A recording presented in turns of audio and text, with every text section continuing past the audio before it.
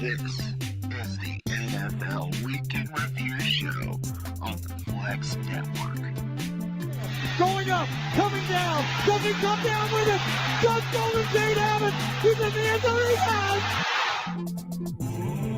This is the Flex Network. Unbelievable! This is the Romo Flex can't get the Network. spot down! Flex on them. Run Zeke. Up the middle, he's gone! Zeke's gone! Goodbye, Zeke! Touchdown! Short yardage, pinched in. The Droughts got out. Flex on them, G. Brandon in the gun, third and 8. Crowd making noise. Manning 5 steps. Here comes the run. Taco's got it. That's an Eli Taco. Low snap. He picks it up. He looks. He stands. He rushes. Oh, he's up the middle. He's running up the middle. And boom! Ladies and gentlemen, boys and girls, children of all ages, the Flex Network is back on the airwaves here. I am Flex Mike at Flex Mike 11 on Twitter. This is the Flex Network at the Flex Network 1 on Twitter. The man to my side is just drinking away. He is the SnowMan at AJS Dead Snow on Twitter. He's drinking his sorrows away. The Seahawks have dropped in the playoffs. They're out of here. His soul is crushed. Snow, give me a couple of words. What are you feeling? This has just been a really bad weekend. I mean, great for football, but bad weekend in general for Hawk fans and bad weekend in general for me. I mean, heck, the Seahawks lose, and then my surefire pick on Sunday has an utter collapse. What in the blue hell? Or in layman's terms, for Flex Matt would say, what the Pittsburgh, what happened? I mean, I don't think it's as surprising to me as it is to a lot of people. Pittsburgh had lost 4 of their last 5. And they haven't looked good. They haven't been passing the ball that well. Juju Smith-Schuster seems to be a little more entertained by dancing and making, pregame TikTok videos than he is about football. I never cared for Juju that much, to be honest. There are all these people who come out during the season after Antonio Brown left and started saying, oh, is Juju going to be the new guy, the main guy? And I mean, he's a big part of their offense, but for me, I'm just not, I don't know. I guess I'm lower on him than a lot of people are. He still has good numbers and stuff like that. It's just like when you start to talk elite receiver, which is when Antonio Brown there, he was an elite receiver. He was one of the top 5 guys. Juju's not that. And so, we kind of got a lot of things that we need to break down here, but I just want to cover a couple of topics real quick. There's been plenty of coaching changes, as you might imagine. What do they refer to that as? Black Monday? Is that what they call that when the coaches get fired? Yeah. So a couple of deals have gone on. Let's start with the Cowboys fired their defensive coordinator, Mike Nolan. He's out of there, as he should have been. They retain Kellen Moore as their offensive coordinator. Mike McCarthy, of course, stays there. And then the Cowboys waste about maybe a day, and they bring in a former defensive coordinator for the Seahawks, Dan Quinn, former head coach for the Atlanta Falcons, Dan Quinn. They bring him in to be the defensive coordinator. A lot of people are really mad about that. These Cowboys fans, this is how you know that they sometimes some of these fans don't really understand or don't really know what's going on. Dan Quinn cut his teeth as a defensive coordinator.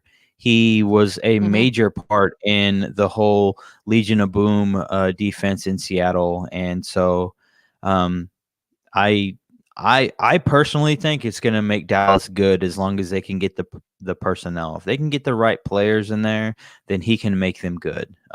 What they rolled out onto the field this last season was by no means acceptable at all. It was on some New York Jets level, and so a little bit underwhelming. But what did you think when you heard the Dan Quinn hiring there in Dallas for their defensive coordinator spot? I think that was a very interesting pickup for Dallas. I mean, yeah, they got the guy that, of course, up here in Seattle with LOB, and he has been a proven commodity on the defensive side. I felt like early on when he was in Atlanta with as the head coach, he was okay, but as it went along, it just was like, okay, the shine is losing, and now you're seeing how he's going to handle himself as a head coach. And obviously, Atlanta 86'd him at the end of the season, and now they're looking for a new head coach, and Dallas is going to pick up a great defensive mind in Dan Quinn. Right. Okay, so then that happened. Let's see. The Bears kept their GM and their head coach. The owner said he was impressed with both of them, so they stay put. Then you have the Seahawks. This one was interesting to me. We're going to talk more about the Seahawks in a minute, but they fired Brian Schottenheimer, and he is gone. He's out of Seattle. There's a lot of things that you could say about that. I'll just say that I remember a few years back when the Seahawks fired they fired Shard because he was the defensive coordinator, and then they fired Darrell Bevell, and both of those guys were out. We got a new offensive coordinator in Brian Schottenheimer, and then we got a new defensive coordinator in Ken Norton Jr. And immediate reaction when I heard about those hirings was that those were just temporary. I didn't think that Brian Schottenheimer was the guy that Pete Carroll really liked. I felt as if it was kind of just he was, almost like a substitute teacher. You're holding a spot until we can get the guy that we want. I didn't think that they for him that much to begin with. I know that they like Ken Norton Jr. His contract is up currently, so that's why you're not really seeing a firing there. His contract has just expired. And so it's a matter of, are they going to re-sign him, or are they going to bring in someone else? I think we'll probably hear something about that in the next week or two. There's a lot of names floating out there about who Seattle could hire for their offensive coordinator position. The guy from Kansas City, Eric, what's his name? Bieniemy or something like that. And here's the thing, for all the Seahawks fans out there, he's not leaving Kansas City to come here and do the same exact position. If he's leaving Kansas City, he's getting a head coaching job somewhere. So that's something to think about. And then we'll see what happens with the defensive coordinator position. No one really knows. There's been some names that are thrown around with both of those positions. I know with the offensive coordinator position, my personal favorite and is the most Russell Wilson type of coordinator that you could ask for would be Doug Peterson, who just got fired out of Philadelphia. And so, Snow, give me immediate reactions to the Seattle coaching changes. Well, for our offensive coordinator that just was released, hallelujah and amen, because a lot of people have been wishing and praying for that to happen. He gone. Obviously they're signing, philosophy or directional not really directional, but more like they wanted to separate, and they just had opposing views of what they wanted to do. And Yeah, I think the article said philosophical differences, which to me, when I hear that, is Pete Carroll wants to run the ball more, Brian Schottenheimer doesn't, and so you go one way, we go the other way. Yeah. I mean, and realistically, you could see it in the team this year, just on the aspect of, yeah, Russell Wilson was cooking all, pretty much the first half of the season. He was cooking. The run game was, and then once we got into the second half, the kitchen was starting to shut down. It was sputtering, and it was, just barely getting out of games, with, maybe a touchdown lead, a field goal lead, and just not being that dominant on the offensive side. I mean, and granted, defense was, the same, just we knew what we were getting with defense this year, struggling. But when you hear of course, you hear differences.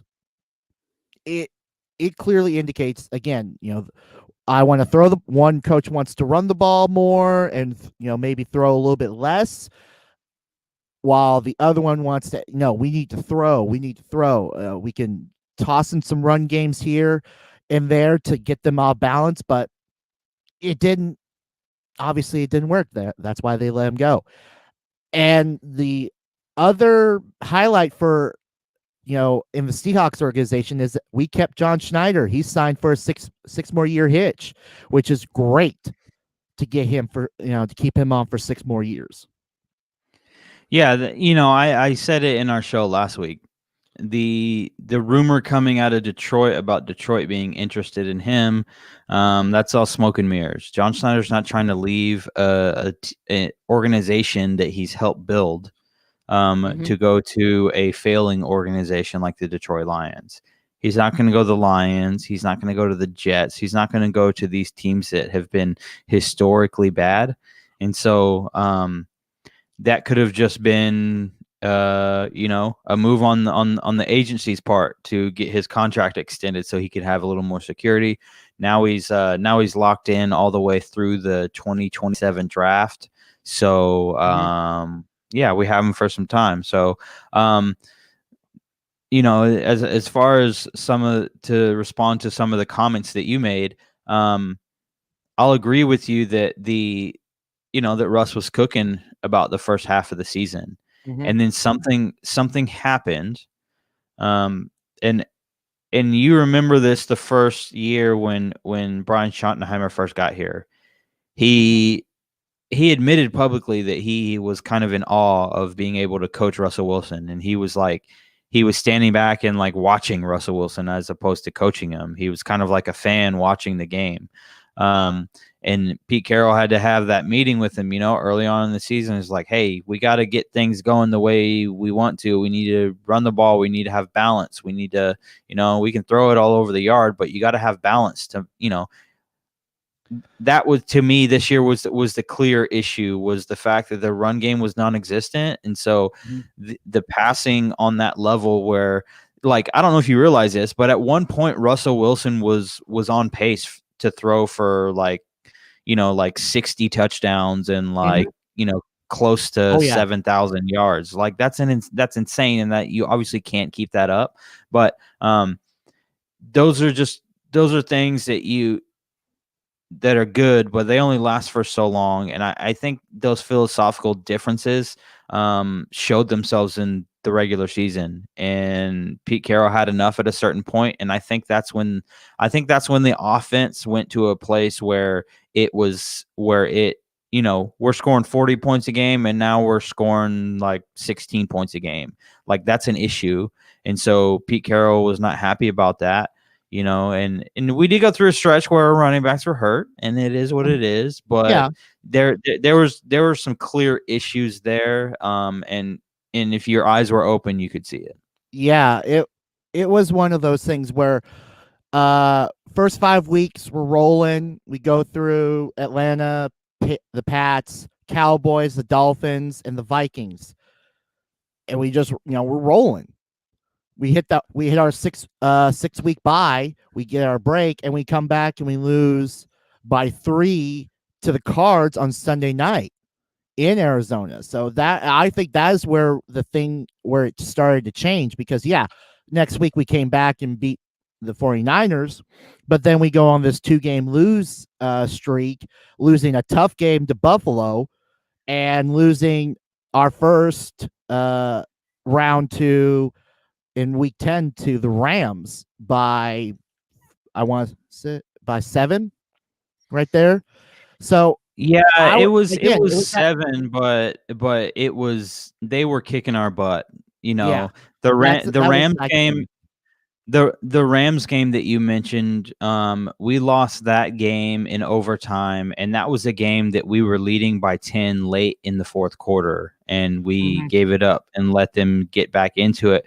But one of the things that that I noticed was that Cardinals game is right about where the crazy turnovers. Russell Wilson went on that streak of not really protecting the ball, kind of just throwing the ball up, hoping guys would catch it, and that's where he was receiving a lot of criticism from different people. And so it's just one of those, it's one of those things that people were really frustrated with him not protecting the ball, and Pete Carroll was vocal about it in these press conferences, and he talked about how he's like, hey, we're going to get back to running the ball. We're going to get back to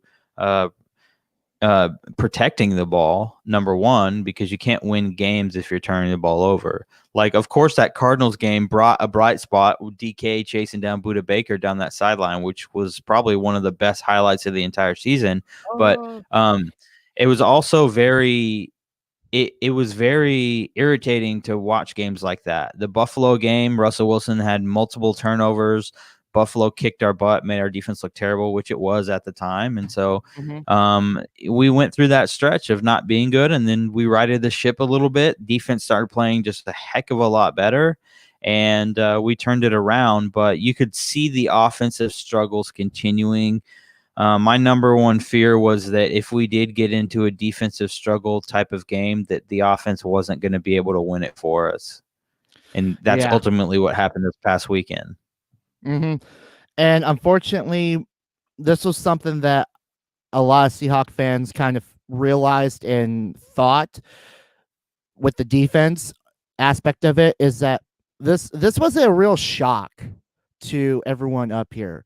To see what Seattle did against the Rams. I mean, we won the West by beating out the Rams and splitting the series with them. But we were only doing that with the offense and maybe defense, maybe at 75%. But now with the playoffs and everything gets turned up a notch, and everything's more important now, where it's win or go home, win in advance. LA came out guns blazing, and they knew that they wanted payback for losing that NFC West title. Yeah, I mean, I would say that. I mean, who wouldn't want some payback? But one thing that I would also talk about is that the Rams defensively, that's the number one defense in the NFL first. Second, I would say that Seattle is very capable of beating that team. Seattle's capable of beating any team anytime they play them. They're just one of those teams that always has a chance to win. The more elite teams in the NFL can do that. Like the Packers right now can do that. They can beat any team they play against. The Saints are that. They could beat any team they play against. And so, although the win is annoying, I'll say, their win is annoying. Our loss is equally annoying. I'll say that Seattle's got some things they got to take care of. I just pulled it up here. Seattle has 10 free agents that are. I mean, they have more free agents than that, but these are 10. Listen to this. You got Chris Carson, Shaquille Griffin, KJ Wright, Poona Ford, Ethan Posick, David Moore, Quentin Dunbar, Jacob Hollister, Benton Mayowa, and Brian Monet. That's probably our top 10 free agents right now. Let's see. Chris Carson's very important to the offense, and if Pete Carroll cares about him the way he says he does, and you would expect maybe some movement there to get the running back in there, get him under contract again. But I mean, you got your starting corner, KJ Wright, who can play all the linebacker positions. Very valuable. Had a heck of a season this year. One of your D tackles, Puna Ford. You got your starting center. You got your third receiver. One of your tight ends, one of your starting D ends. You know, you've got guys that are pretty amazing, or let's not say amazing, pretty important to the team, that you have to re-sign. And so, I mean, other than that, you've got other guys that need to be re-signed. You know, you had a lot of guys on one-year deals. So there's a lot of things for John Schneider and Pete Carroll to get taken care of. And so they got to take care of that. And Cowboy Cam is officially joining us for the night. He is here. He's here. And he should be drinking along with me for the Pittsburgh game. Oh, wow. I wish I was on that, but I am at the in-laws and I'll be running errands like crazy. So finally, I'm here. The great one has arrived. All right, the great one's here. I know that these guys are not the official brand, sponsor of this area, but I like to shout out to Captain Morgan for this for this weekend. Okay, so now that Cam's here, let's get into our recaps real quick. I'm gonna run through them, and then we've talked our heads off on all of this, on all the Seahawks stuff you could possibly want to hear. So we'll move on from there. So like I said, Rams beat the Seahawks 30-20. The Colts lose to the Bills 27-24 in a very close game. The Buccaneers take care of Washington 31-23. Buccaneers did offensively kind of what we thought they would do, and then Washington played out of their minds. Alex Smith did not get the start in that game because he was hurt, calf injury. Ravens come out, they beat the Titans 20-13. Saints beat the Bears 21-9, and the Browns beat the Pittsburgh Steelers 48-37 after a horrendous after a horrendous first quarter. Cleveland was up 28-0 at the end of the first, and that's pretty much how that went. Let's start real quick, Snow. Colts Bills. Watching that game, I could not help but want to root for the Colts, even though I picked the Bills to win because I figured they would win. I was rooting for the Colts the entire time. And man, watching that game, the Bills got so lucky. I mean, like every time the momentum could shift, like if there was a fumble on the ground, the ball bounced their way. If there was, something happening, just I don't know, man. I guess the football gods were on their side that day. And so, what did you think of the game? This was a game that everyone wanted to see. I mean, you got Buffalo, who's making their first, real good appearance in the playoffs since the 90s? Literally since the 90s. And this is the team that everyone was thinking that was going to, the team that was on the field was going to be a dominant force. This game was a very well orchestrated game on both sides of the ball to give the fans a great game. Yeah, bad bounces and everything galore. Indy gave it the old college try to knock out their rival in their own division, trying to knock down Buffalo early in the first round, and it didn't come up that way. No, they're not in the same division. Buffalo's in the AFC East, and the Colts are in the AFC South. Oh yeah,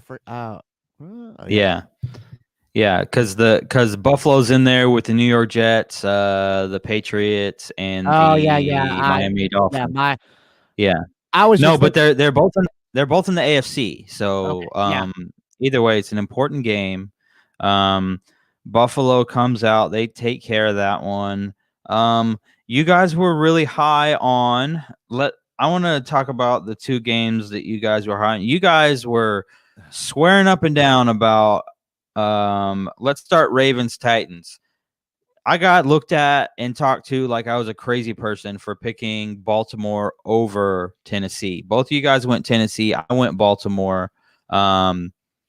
So what did you think about that whole situation, Snow? The Baltimore and this was another great game. Unfortunately, the Titans came up short, and I was swearing that Henry was going to get was going to ball out, but the Baltimore Ravens just swooped in and ate the Henry bar up almost all game, and they shut him down. Yeah, there was let's see here. Derrick Henry on the day had 18 carries for 40 yards. That is not a Derrick Henry type of game. Derrick Henry came out there and basically was.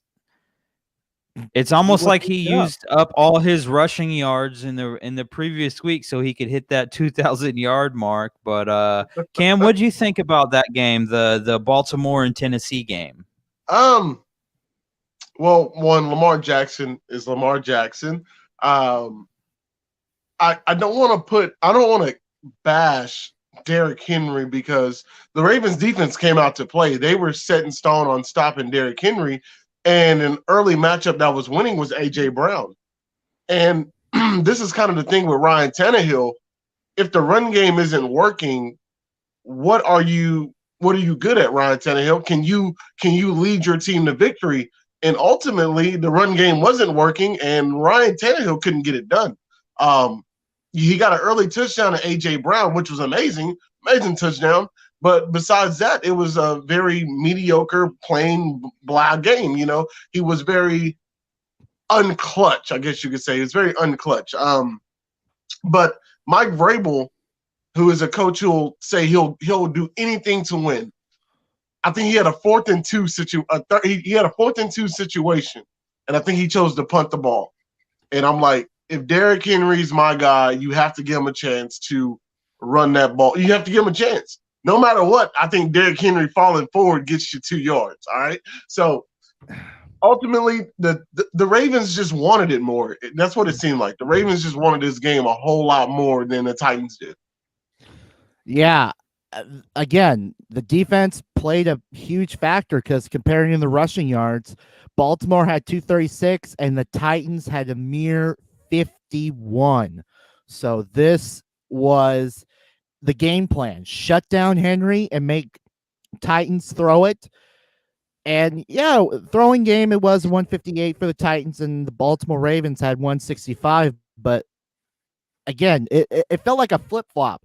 Baltimore ran the ball more and got more yards. It looks like they got more yards against the run game compared to their passing, which with Lamar Jackson, he's got that arm. So yeah,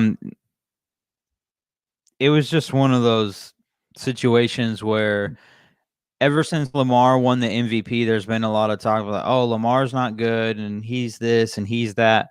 Lamar Jackson is still an athlete, and you still have to respect his scrambling ability. You have to respect his arm, although he's not as accurate as he needs to be at times. If you're open, you're open. And as long as he can get it within a 3-yard window, then I mean, I'd say at least 70 or 80% of the time you can make that catch. And there were some drops in this game by Marquise Hollywood Brown that kept this game as close as it looks on paper. Marquise Brown dropped multiple passes that were thrown to him where he was 30 yards downfield running out of bounds, and he just didn't bring it in for whatever reason.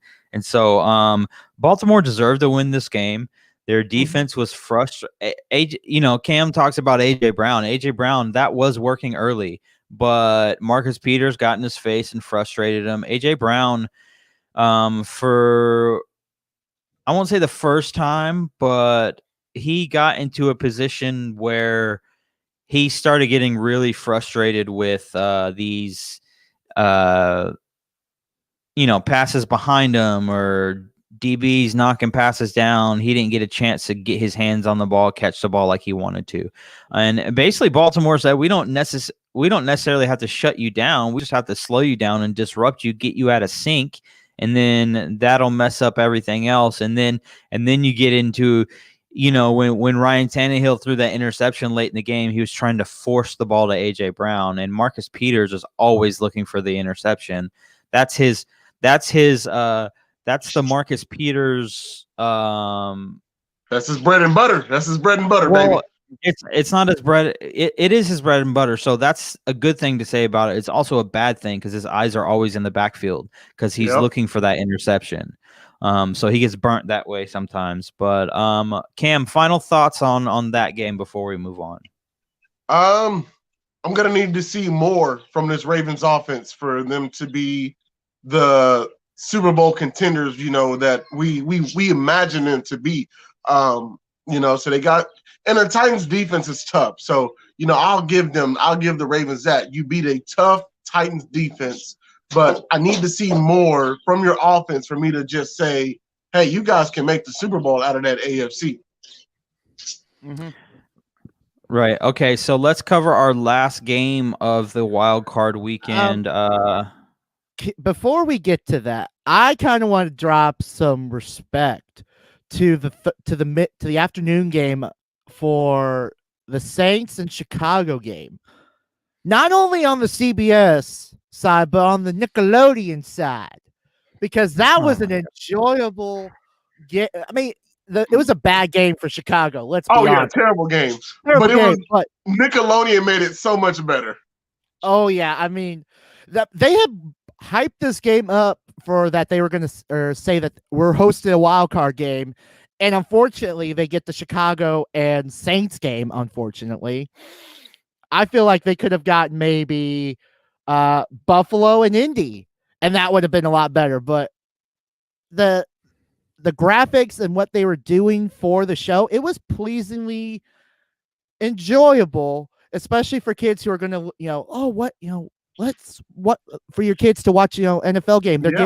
They're learning about the game, and you got the little pop-ups of like when referees make the calls of young Sheldon just popping up and telling you what the penalty was and how, throwing a little, jab in there with his show. But what was even more funny is, unfortunately for Nickelodeon, they got the old F-bomb in the game. Oh, yeah. From a Chicago Bear. It's like, what the fuck? Cordell Patterson forgot where he was. It's like, but he did. I don't think he remembered that. Oh, wait a minute. This is also being shown on Nickelodeon. And this we're is on not TV 14 over here. We got kids over here that are also watching, but the slime zone was the slime. Oh yeah, zone I loved cool. it. I loved it. Man. And it was weird because there were a few adults complaining, but Nickelodeon, it was weird because I'm like, Nickelodeon had already expressed they wanted to make it friendly for the kids to understand. And so a lot of adults were a little annoyed with that, but ultimately I loved it. I enjoyed it. And maybe we'll start seeing a few more games on Nickelodeon, who we shall see. Yeah, I could see that for, CBS and Nickelodeon doing a simulcast every once couple weeks next season, to see how the kids and at least the family side, to maybe see how well that would do. Boom. Hey, Flex, Mike, did you cover the Chicago Bears news real quick since we're on the Bears? That they kept their GM and their coach. Yeah, and that Nagy actually had Mahomes and Watson above Trubisky on his draft board. We did not mention that, but yes. Yeah, who didn't? I had no idea. That I thought Nagy was all in on Trubisky, but come to find out, he has Mahomes and Watson above him. So that's Nagy's just like, that's a great way for y'all to drop the ball, GM. Yeah, so Nagy probably is sitting there thinking while everyone's like, "Oh, I can't believe you passed on Watson and Mahomes and all, and you took Trubisky," and the whole time in his office, he's probably looking at, watching whatever TV as he's sitting at his desk, and he's like, "I did it though. It was not me." And so it's just one of those situations that it's like, man, we often throw this unfair criticism towards these coaches and GMs sometimes, and we don't know the whole picture. Yeah. But yeah, that's actually like super entertaining. Okay, So let's move to this game. You guys be prepared for Chicago to make a huge trade. They say they're all in. They're all in for next season, so they may be in on the Watson sweepstakes. We shall see.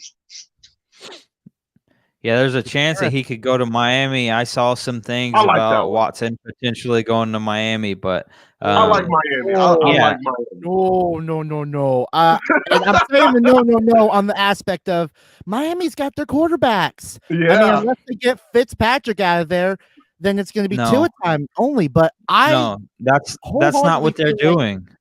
I wholeheartedly feel like Miami has the quarterback situation just fine. Look here, no, I don't. A lot of players aren't pleased with. Okay, I'm a huge Alabama fan. I was not a fan of Tua. I didn't see the special that everyone saw, and so a lot of the Dolphins players are speaking out saying that Tua's nothing special. So if I'm Miami, I try to get that deal done as soon as you can. Yeah. The problem is that, on paper you say, yes, we have our quarterback because we just drafted him last year and he, played a few games. We took him out, but you took him out multiple times. You sat him down multiple times.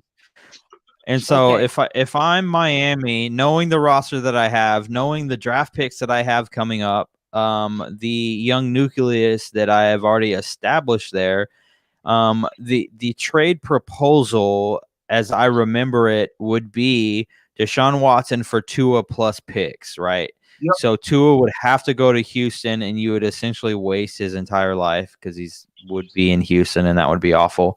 But Deshaun Watson makes you a winner right now. Oh yeah. All of those. Oh, we got to bench this guy so we can put Fitzmagic in. Fitzmagic ain't sniffing the field if Deshaun Watson's there. No. But while we're talking on trades for Houston, what about JJ Watt getting dealt? Because he's furiously frustrated down there with the culture right now. I think he's officially checked out of Houston, and he's looking to go somewhere. He came out and he apologized to Deshaun because even some of the locker room guys are checked out, so he apologized to Deshaun, but it's the narrative, like, where would he go? What kind of draft capital do you give up for a, former defensive player of the year 3 times to be exact? But he's injury prone sometimes, you don't know if he'll play a full season. What do you give up for that? Yeah, that's a tough. I mean, of course, it's gonna have to be someone in the position of needing defense work. So I would say at least that I would think, being a homer for a moment, I would probably say Seattle would be one of the spots because they need that defense to be stacked there. And who else can you bring in? But JJ Watt, a feared man from Houston, that would be a good place. Man. That would be a great place to fit him in up here at Seattle. Okay. Philly, they need the defense. They don't have the cap space, though. The cap space, that's the problem. But defense, they need it. Obviously, actually, anyone in the NFC least would need some defensive help, big time. Even your Cowboys. I would say look for. I know I'm always throwing the Colts in a lot of trade talks and stuff like that, but the Colts just have a lot of cap space. And they've retained most of their draft picks. So if I'm the Colts, I give Houston a call and say, hey, I'll give you a fourth rounder. I'll give you a fourth round pick, maybe a third, and I'll take JJ Watt off your hands. So, something just to kind of so that you guys know. If you head over to profootballreference.com, you can look up any individual player, their stats year by year. So you talk injury prone. JJ Watt played 16 games this year. It's funny that he has that tag of injury prone because he's been in the league since 2011. So long.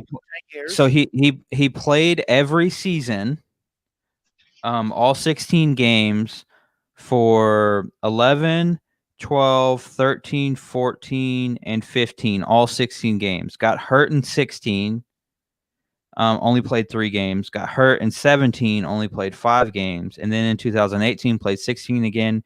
2019, got hurt, played 8 games.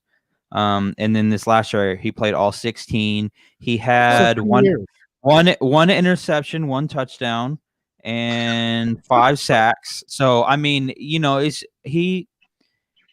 still effective. He still requires a double team. And if you're not on your A game, he's still one of those guys that can make you look bad. And so any team that's in the market for a defensive end, that's a guy that you could bring to town. And the real question is, what will it take to get him there? Can you get away with a second round pick, a third round pick? You're talking about a guy who's been in the league coming up on 10 years now. So, he's 31 years old, and that's important, because defensive end is a very physical position, and you just don't know how long those guys are going to last. And so all I know is any team would be lucky to have him. I mean, he's a stand-up guy, all that money he raised for the city of Houston and stuff. So there's plenty there with JJ Watt. There's zero character issues. If he gets into the right scheme, like people I heard multiple times this season, JJ Watt's lost it. He only had 5 sacks this year. I'm like, yeah, but look how historically bad. Like, put JJ Watt on a team where he gets a chance to pin his ears back and really rush the passer, playing a good defense, then those 5 sacks could turn into 12 sacks. Boom. So like Or those 13. things are. Yeah, those things are completely achievable on a team that's even middle of the road defense or better. And so, you preaching today, baby? Yeah, I can do a little bit of that sometimes. From time to time, I've been known to spit the word out. Okay, let's get to some good words that I like, which is the Browns beating the Steelers on Sunday. You guys both went Pittsburgh. I went Cleveland. Cam's Pops is probably furious that his team laid an egg like that. That's all right. Cleveland beats Pittsburgh 48-37 after having a 28-0 lead at the end of the first quarter. I'll say it again, at the end of the first quarter. Pittsburgh just looked bad. And Baker Mayfield looks efficient. So Baker Mayfield was 21 for 34. 263 yards and 3 touchdowns. Not a lot of touchdowns, or not a lot of yards, I mean. But what happened was they got down into the red zone, and he was like, here, Nick Chubb, take this. Nick Chubb, 18 carries, 76 yards, okay? Kareem Hunt had multiple touchdowns. Let's look here. I'm looking. Kareem Hunt, rushing. He had 8 carries for 48 yards and 2 touchdowns, okay? And it's not even like the running backs were popping off these big-time runs. Nick Chubb's longest run was 20 yards. Kareem Hunt's longest run was 13 yards. So, it's not like we're talking about, he popped one for 68 and a touchdown. They just beat him. They played defense, and they beat him. Ben Roethlisberger, 4 touchdowns, 4 interceptions.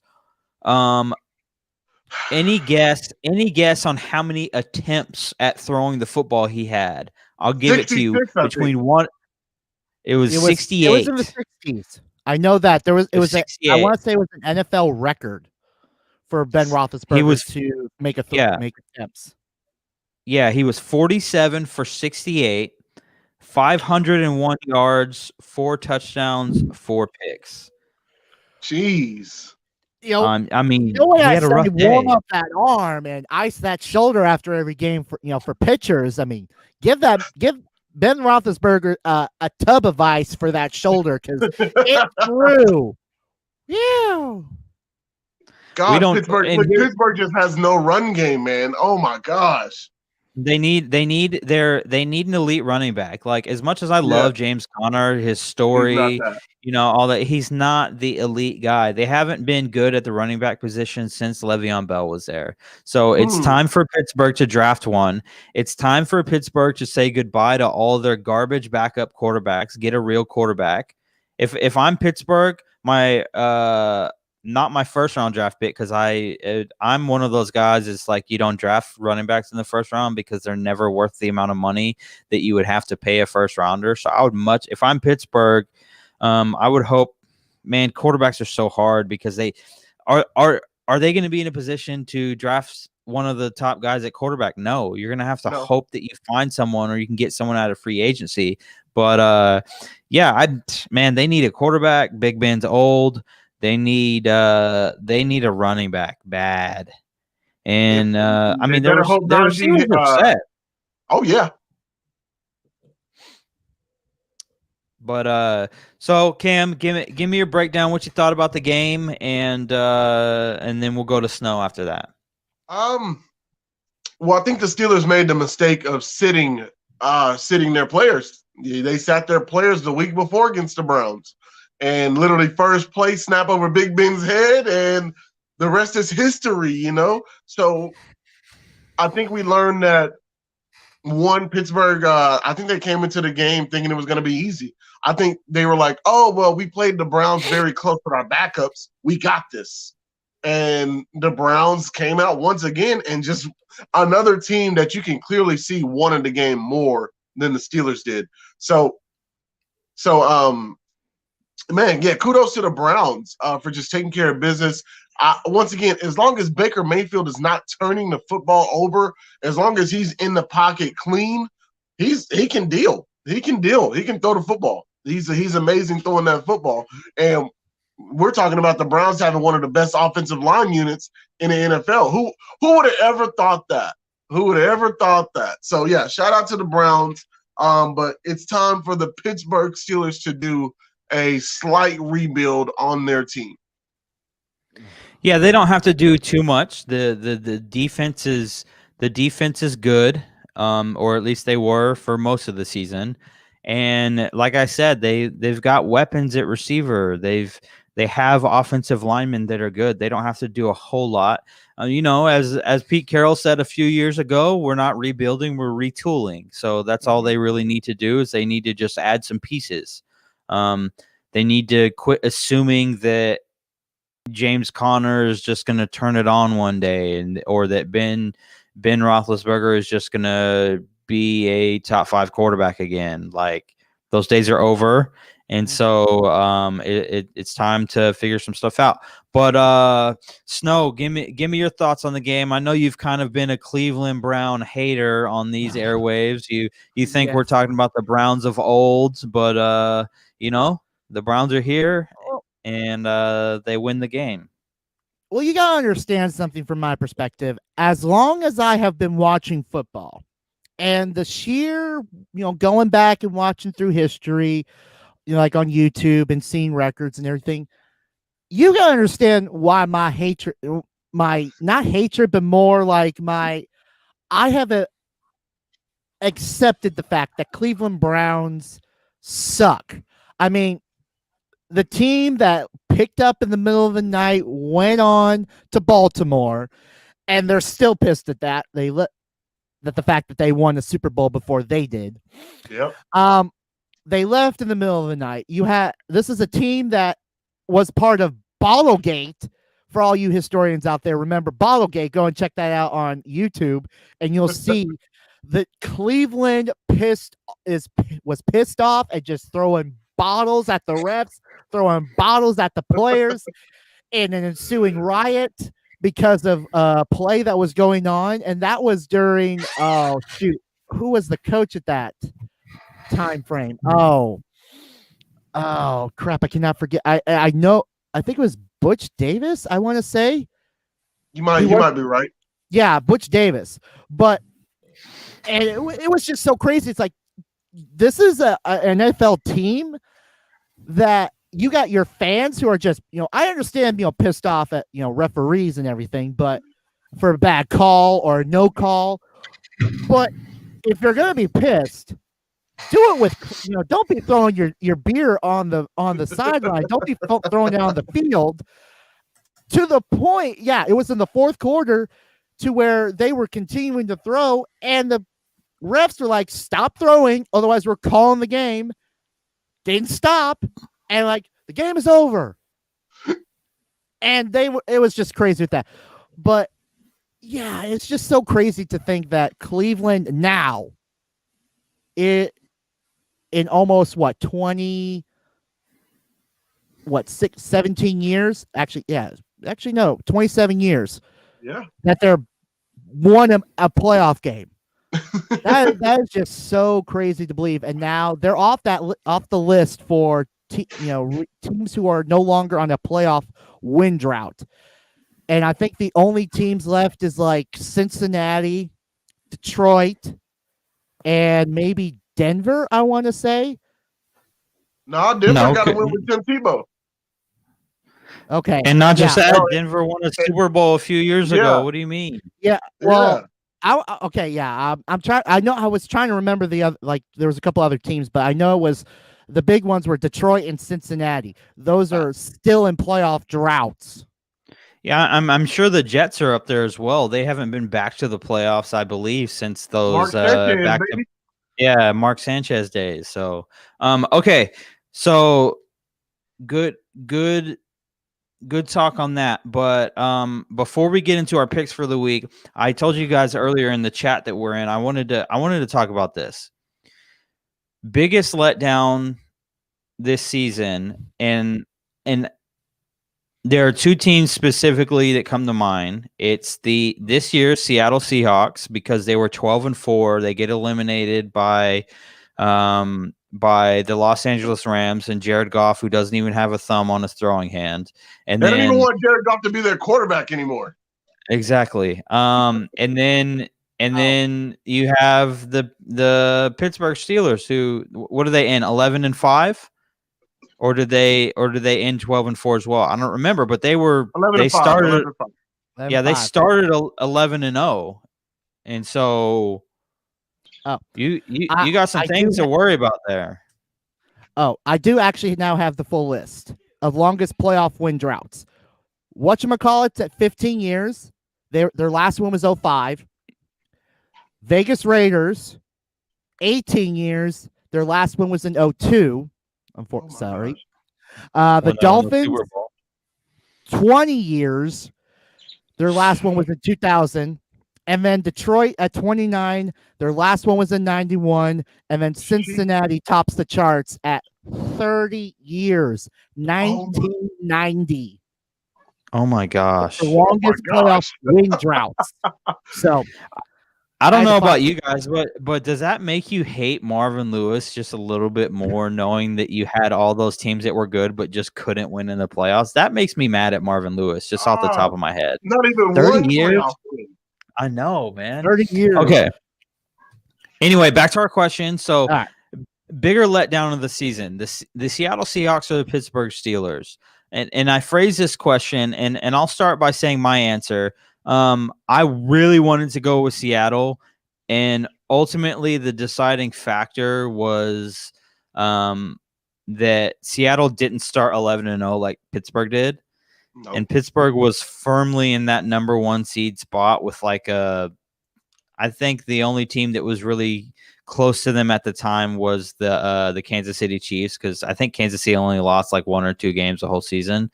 And so, but Pittsburgh had everything going their way. They were 11-0, whatever. But Seattle was, in my opinion, Seattle played a much tougher division. I think the NFC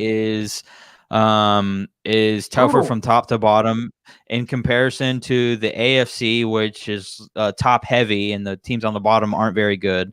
But Cam, I'll go to you. Who do you think is the bigger letdown this season? Okay, you went Pittsburgh. I think we all know Pittsburgh is, but for the sake of, the show, I'm going to go Seattle. I thought Seattle could make the Super Bowl, especially after the trade for Dunlap. That defense tuned it up. I believe there is a such thing as midseason form, and I think the Seattle Seahawks defense was just late to the party. Man, Russ was cooking steadily, but not like as hot as earlier in the season, and ultimately the offensive coordinator, they decided to part ways in that manner. So I'm gonna go with Seattle just because I had them as a Super Bowl favorite, or at least playing the Green Bay Packers for the division title, and not to see them make it is ugh. Yeah, who you telling? Preaching the choir over here, but Snow, your thoughts? Yeah, I mean, both sides are equally enticing for this argument. I mean, you got Pittsburgh, who was literally perfect for 11 weeks, and then they fell off the cliff and lost 5 of the last 4. And then Seattle, yeah, they started 5-0, but afterwards they get knocked around. Or actually had a close matchup with the Cards. They lose that one. Come back against the 49ers, a weak 49ers, mind you, and then they lose 2 straight.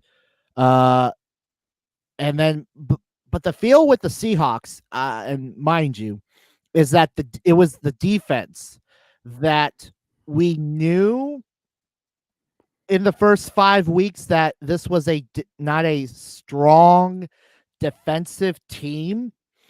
And it was shown against the Arizona Cardinals in week 7 after their first game after the bye week. The Steelers, on the other hand, they felt and looked like the team that was bulked up and literally nothing could penetrate them. You could throw a tank at these guys and they would just straight through those 11 weeks.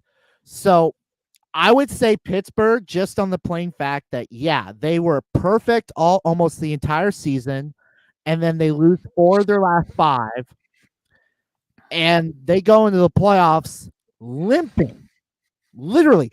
And mind you, they played Cleveland the last game of the season to try to stop Cleveland to get into the playoffs. And had Cleveland lost, they would have been outside looking in, and the drought would have continued in Cleveland, and they would have been continuing to drink heavily that dog pound. But well, you don't sit your starters. But the pure fact that Pittsburgh lost, and in a close fashion, they lost in close fashion to know that, okay, we're going to sit our players, and they still had a somewhat fight in them, and they allowed Cleveland to win and get into the playoffs. But now that they play them wildcard weekend, and the fact that they got the brakes beat off them from the first offensive snap for Pittsburgh to just go like a Denver Super Bowl moment back at 48 against the Seahawks, just and it was, instead of a safety, they got a touchdown in that case. But Cleveland came out with vampire fangs and looking like they wanted blood against a Steelers team that has been, I would say, bitch slapping them for over the longest time, for decades. So I'm saying Pittsburgh had the worst collapse between the two. Yeah, I completely agree there. Really, at the end of the day, you could give it to either one. Both were pretty disappointing. But here we are. That's why you play the games. There's a lot of things to. So if the if the Seattle Seahawks fans out there want to hold their hat because they didn't have any players test positive for COVID, thumbs up, congratulations. Like, if you want that moral victory, whatever, I'll take playoff victories over moral victories. Hey. I don't care about any of that stuff. And you know what? To say the least, at least we can exit with the NFC West title under our belt. We got that out of our system. Hey, no moral victories around here. hey, if we're gonna take we didn't have anyone test positive, we're also gonna take the NFC West title. I understand, yeah. Well, we're taking the NFC West title regardless. That's a banner that you get to hang. You don't get to win your division all the time. So, okay, let's jump into our picks for the week. There is 4 games this week. Woo! 2 on Saturday, 2 on Sunday. There is no morning game on Saturday. The first game on the docket Saturday will be the Los Angeles Rams taking on the Green Bay Packers at Lambeau. Green Bay, number 1 seed. Green Bay favored by 6.5 points this morning, or I believe yesterday it was at 8.5 points. So I don't know what made it shift necessarily, but let's just for the sake of it, as of right now, it is scheduled to be 32 degrees and snowing at kickoff. All right. So on the frozen tundra of Lambeau Field. Yeah, so it's Lambeau. It's outside. You're not getting away from it. The Rams, you playing that sun, California all the time. So we're about to see what's going on. You got Jalen Ramsey coming to town with that Los Angeles Rams defense, going to try and see if he can lock up Davante Adams, which absolutely no one has done all season. No one. But if there was a man that could do it, he would go by the name Jalen Ramsey. So we will see. I'm going to go ahead and start with you, Cam. Who do you have in this one? The Rams or the Packers? I'm going to take the Packers only because we don't know who the Rams starting quarterback will be. And it probably went to 8 points just because I think Wofford might get the start. So think about that. You're a franchise quarterback. You're going to choose not to start him, even though he's kind of healthy. It wasn't as if Jared Goff was a healthy scratch or anything. He was just a backup.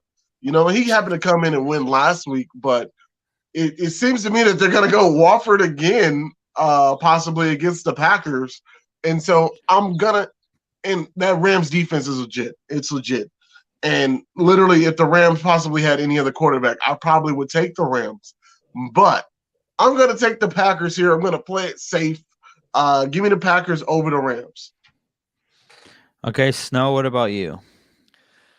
I would figure you're going to take the safe bet after the dismal weekend you had last week with a 2-4 record. And unfortunately, that just dropped you behind this man right here to my right, Mr. Flex Mike, as he takes the lead by 1. Again, by 1 in the season.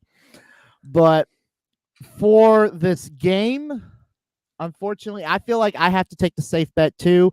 I got to go with Green Bay. The Rams are coming in damaged big time. You lose a quarterback. Literally, he had to get carried out by ambulance to bring in the injured Jared Goff. And while, they did win by 10, I would feel like with the Seahawks game, that game last week, had you take away the pick 6 from that screen pass, and you win, I would say you would win by 3. This would be a 3-point game, but you take out that pick 6 right there. I just feel like Green Bay, they had the week to rest. They know what they saw with the Rams. So I'm going with the safe bet too, and give me the frozen tundra of Lambeau Field, the Packers. Yeah, I'm there with the Packers as well. You might be able to shut down Davante Adams or slow him down. But you got to remember, you're on on the other side of the ball, the captain of that offense right now is Aaron Rodgers. He's your soon-to-be MVP. He has been doing it all season because the Packers thought it would be funny to draft Jordan Love, and he quickly is reminding them who exactly the hell he is. Aaron Rodgers is going to play in this game. The defense is not going to be able to slow Aaron Rodgers down. I think he will still have a day.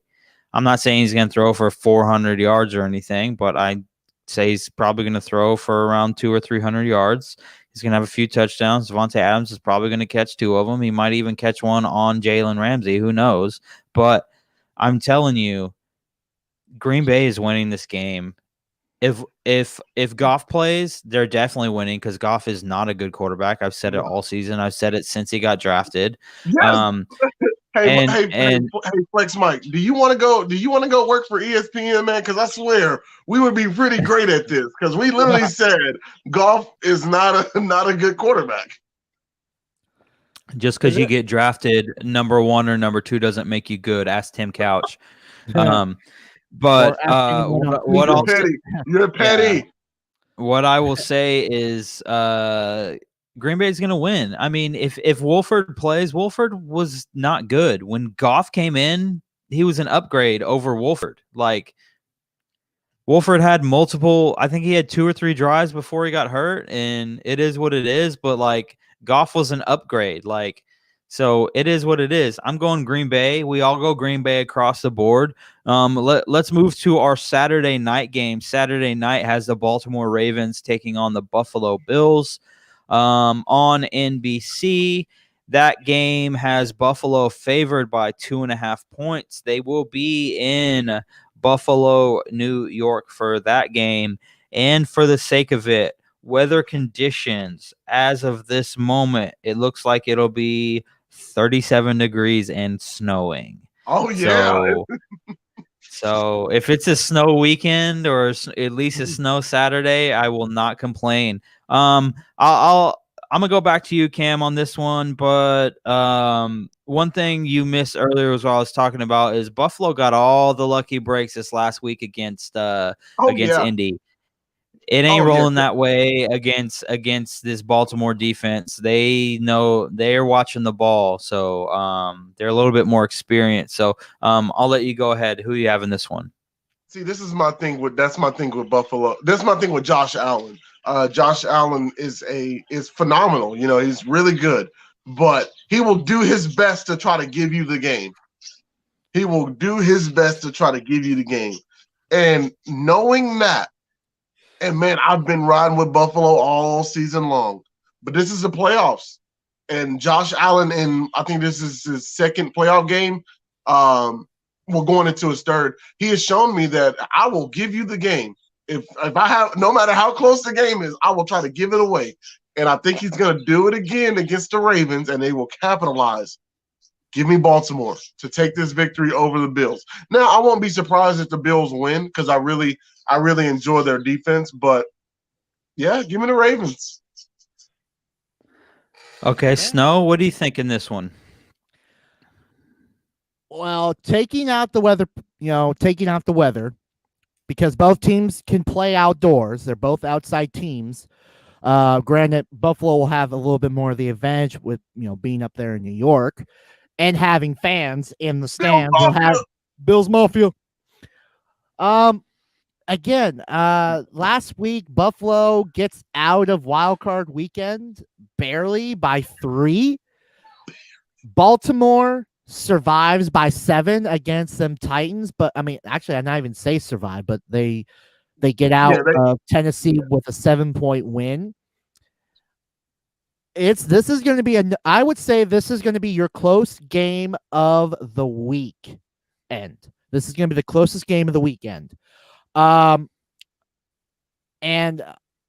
I really do not know who's going to, get that, who has that edge. I mean, you got Josh Allen, who can handle himself, especially in the, we're going to see him outside in the snow. Man, this is going to be tough. I mean, and Lamar Jackson, what can you not say anything good about him? I mean, he can run and gun. this is a dual threat, same as Russell Wilson. He can throw it on a dime and he can run it on a dime. So Cam goes Baltimore. For the sake of this, I feel like for the defensive aspect, if the defense can hold Lamar Jackson in the pocket and keep him from running the ball, I will give it to Buffalo. I will hop on the Buffalo and just wagon and circle with the Bills Mafia, because this is going to be a close game. This will be the close game of the weekend for Divisional Saturday and for Divisional weekend, bar none. Yeah, I think it'll be close as well. I think there's an obvious mismatch when you're talking about Stephon Diggs and anyone in the Baltimore Ravens secondary. Oh yeah. I don't care if you're talking Marcus Peters, if you're talking Marlon Humphrey. I don't care who it is. Diggs is having a great season and is awesome and is playing well.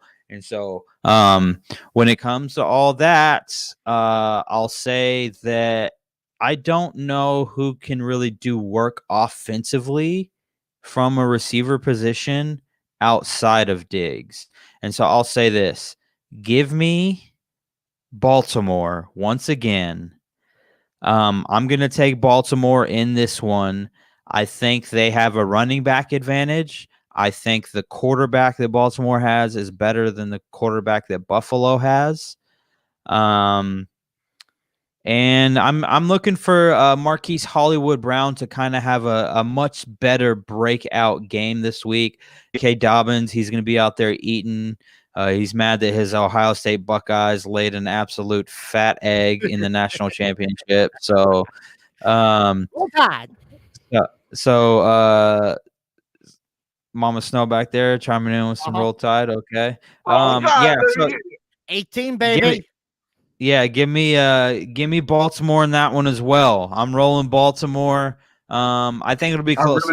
I really thought you were gonna go Buffalo, honestly.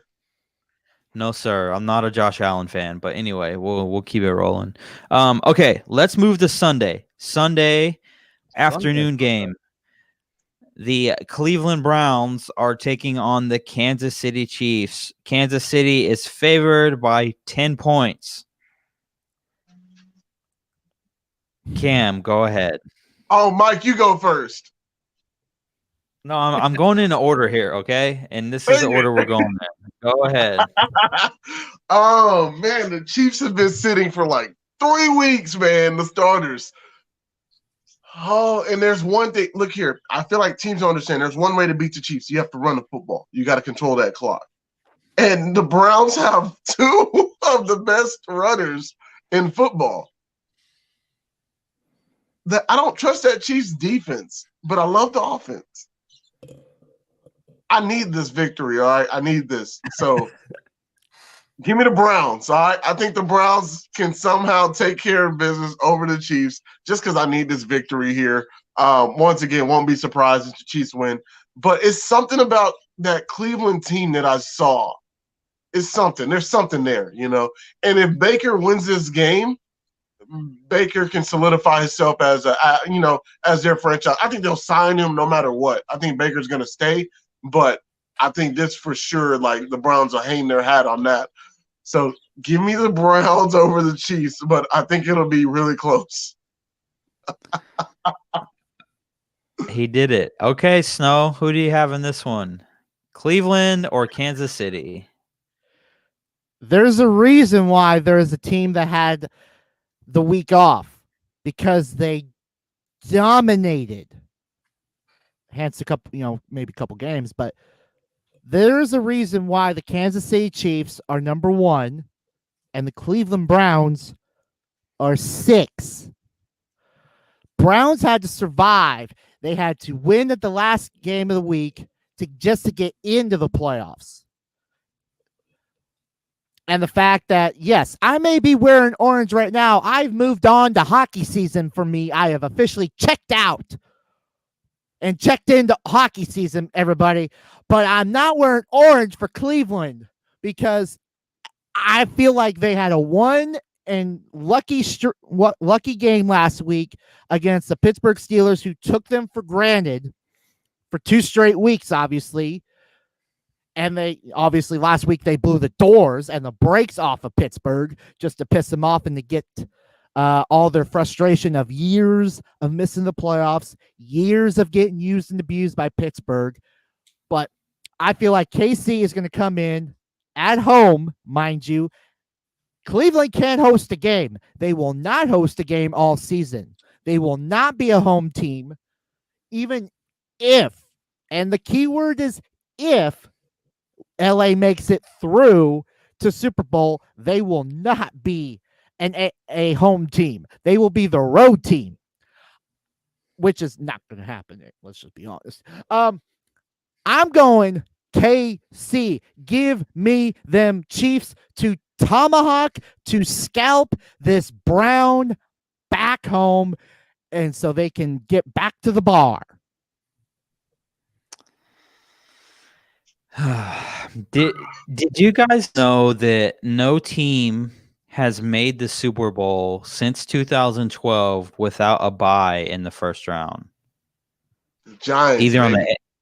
the AFC or the NFC. Since 2012, there has not been a team in the Super Bowl that did not have a first round bye.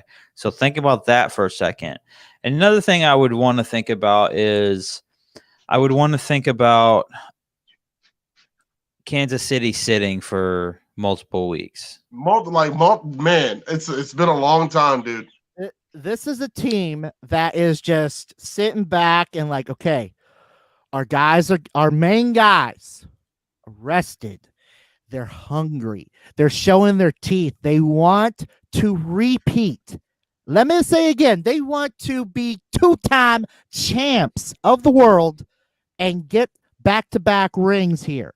So this is a team that is dangerous or can be dangerous to the team that barely gets in. And yeah, they had a great week last week, blowing the doors off.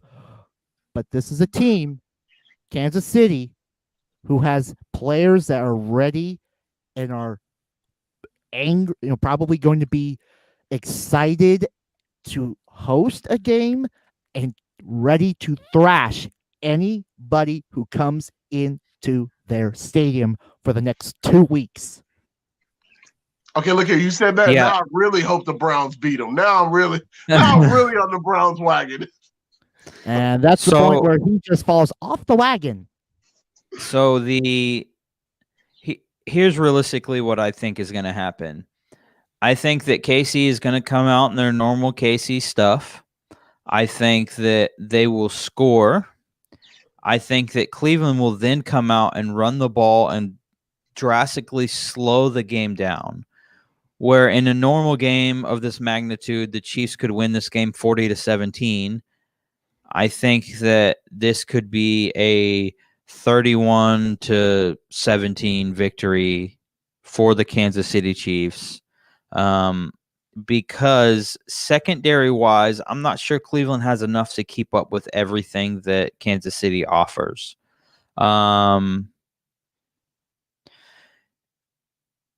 There's just an issue with what's going on with Cleveland. If Kansas City gets to a point where they say, okay, Baker Mayfield, we're shutting this run down, bus.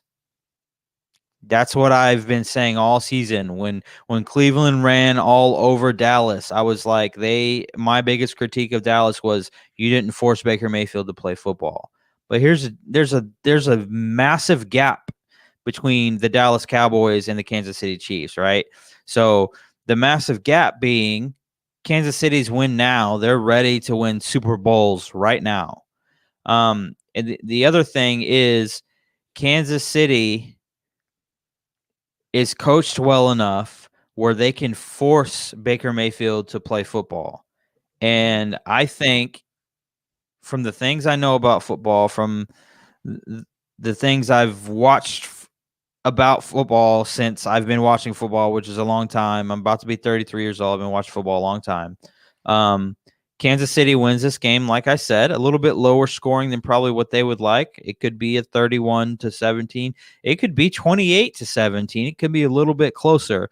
but I'm going to take Kansas City on this one. And then we're going to move on to our final game. We got to pick some points on this one. This is our tiebreaker pick.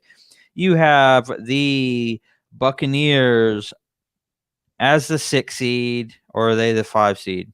No. 5. Yeah, they Tampa are the Bay's 5 because 5. and Rams are 6. Yeah, so they're the 5. They are taking on the New Orleans Saints. New Orleans is favored by 3. I'll say this. I think that Tampa Bay has vastly improved since New Orleans has seen them last. And I'm curious as to what this game will be like. I'm glad it's Sunday night. I think this is going to be a super entertaining game. And I love seeing Antonio Brown back under the lights doing his thing, playing well. Just makes me happy. So, Cam, start with you once again. Bucks or Saints, and New Orleans favored by 3. It's really tough to beat a team 3 times, 3 in a row. The Saints swept them through the season, swept the Buccaneers. And I've been telling myself this whole time I was not going to pick the Bucks. I was not going to pick them to beat the Saints. I've been screaming it in my head. Don't do it. It's something about the Saints that I don't trust. And, I mean, it might be the past years of, everything that's happened to the Saints. And I see that lightsaber, man, and I'm wanting to say Buccaneers. But Tom Brady ain't getting no love from me. Give me the New Orleans Saints, baby. They take them down once again, 3 times in a row. I think this is the Saints' year to finally make the Super Bowl. I don't want to say win the Super Bowl, but I think this is their chance to make the Super Bowl. So give me the Saints. How many points? Saints, let me say 52. 52, Ooh. yeah. Okay. Go ahead, Snow. Wow. This is going to be a very interesting game on Sunday, late afternoon game right here on Fox. The Saints last week, let's be real honest here. The Saints got a gimme game last week against the Chicago Bears. I feel like this, the Saints, yeah, they won 21-9, but still, Chicago did not play up to snuff. I mean, for a 7 seed, they literally just said, "Hi, we're here in the playoffs," and then New Orleans just said, "Welcome," and there's the door right there for you, right there. Exits right there. Just say hi to everybody on your way out. Go enjoy Bourbon Street. Go and get some jambalaya before you head on home, because it was that short for Chicago. Tampa Bay, on the other hand, they had a battle. They had to fight the 4 seed. Granted, it's the Washington whatchamacallits in the NFC least Close champ. game, wasn't it? Yeah. Close game, 31-23, compared to the Saints and their 21-9 ass whooping on Chicago. So I think that the Tampa Bay game last week was their tune-up. Was, hey, we're here. We earned this, number 5 spot. Let's go out and beat a number 4 team that's hosting us. We're not hosting a game this year because we have to go on the road. No matter what, because either way, if they're playing the Saints, they have to play the Saints this week. They're not hosting. If they play, depending on who wins next week, the only slim chance of Tampa Bay hosting a game, the slimmest chance, is if Green Bay loses to LA. Then Tampa Bay is hosting the NFC title game. That's it. Before they head on, host. And think about this: they could be hosting the NFC title game, and then the Super Bowl. Think about that. That's a possibility right here for Tampa Bay's roadmap for Super Bowl. But they got to get past the Saints, and with the Saints easiest victory last week. I think this week is going to be a whole hell of a lot closer, especially for the fact that this is a division rivalry game right here. You got the Saints and Tampa Bay. They've been playing they played twice this season. I think, unfortunately for Drew Brees and what could possibly be his final season. Oh, for sure it is. For sure it is. What could be his final season and his final playoff run. I think that this is going to get stopped in the Bayou. I think the Saints lose a close game. Let me emphasize this. They lose a close game. Field goal, I say maybe last second field goal, maybe even a touchdown, but they lose this one close. I say, so I'm picking up the sword. I'm hopping on the Jolly Roger. Give me Tampa Bay, and I'm going to say they win it 45 points.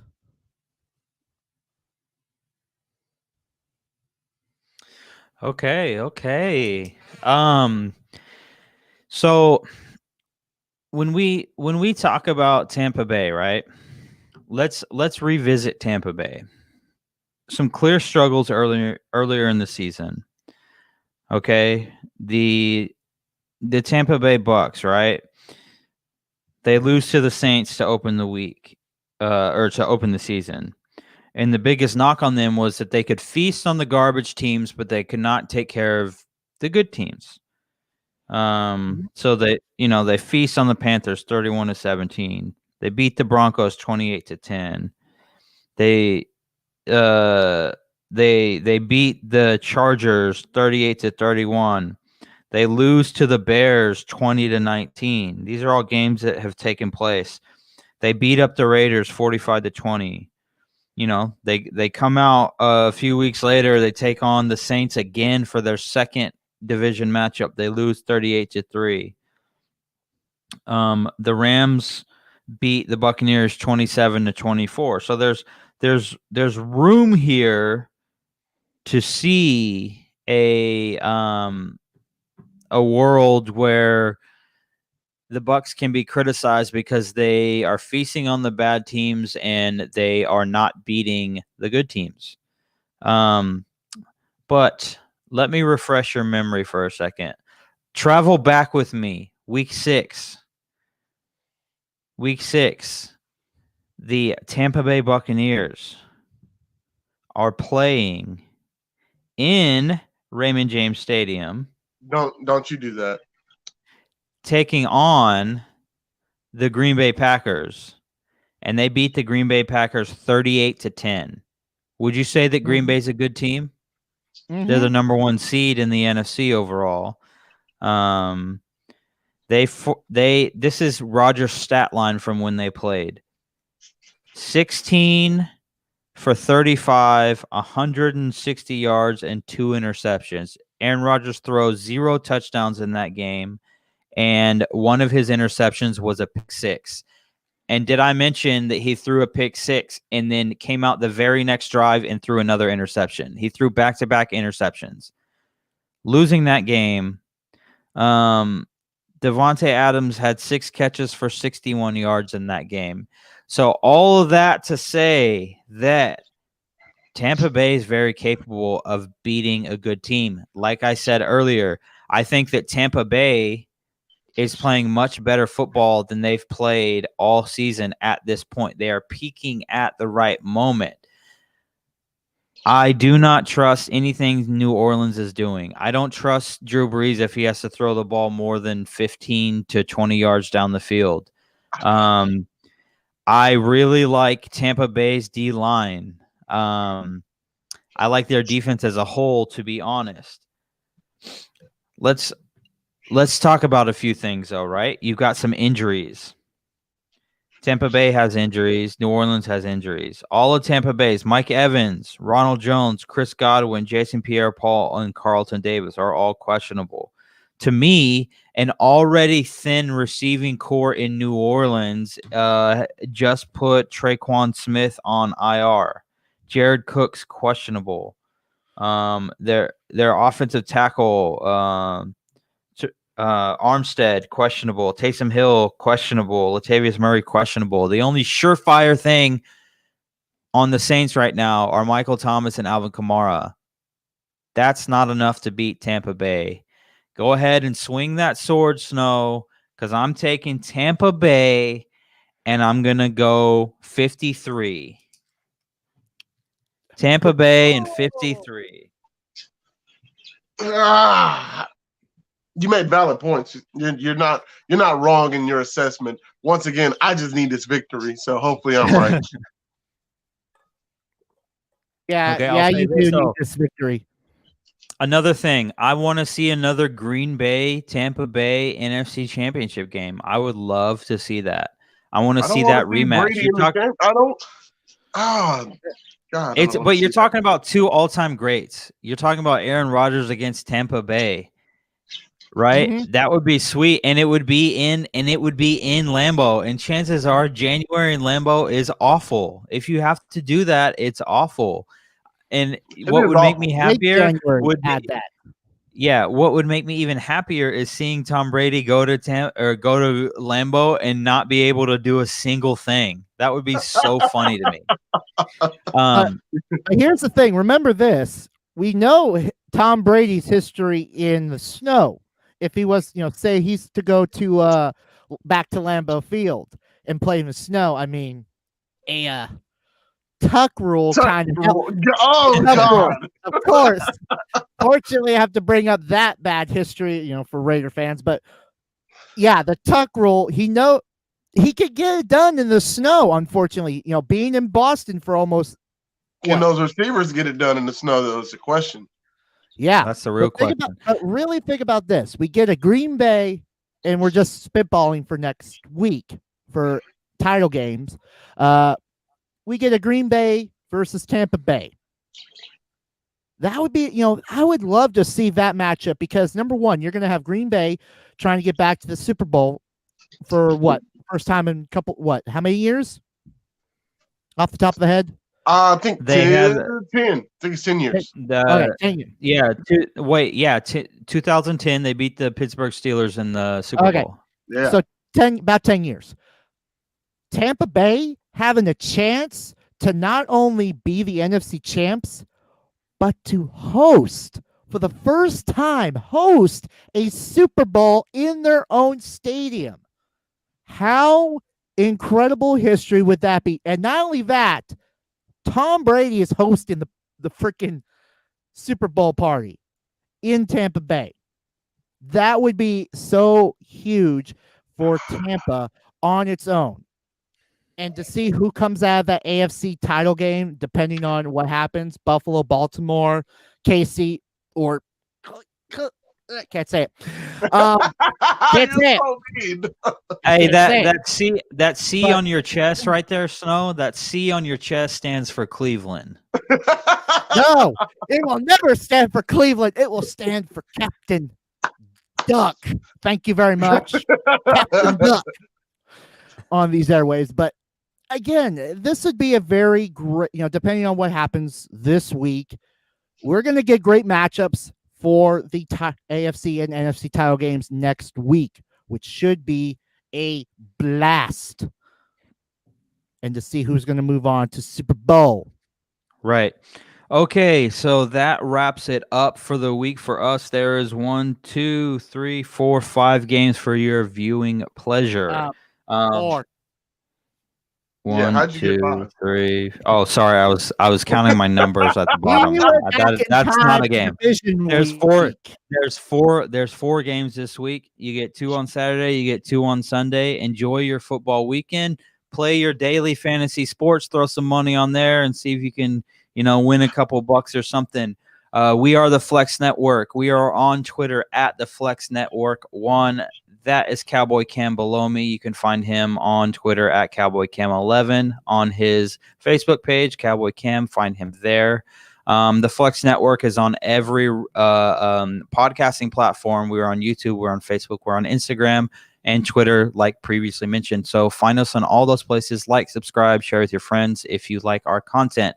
As for the SnowMan, he will be back tomorrow evening talking all the things that you want to hear about wrestling. You can find the Flex Network on their wrestling channels on YouTube at FlexNet_PW Elite on Twitter. Yep, for Twitter. And then, of course, our YouTube channel is Flex Network Wrestling.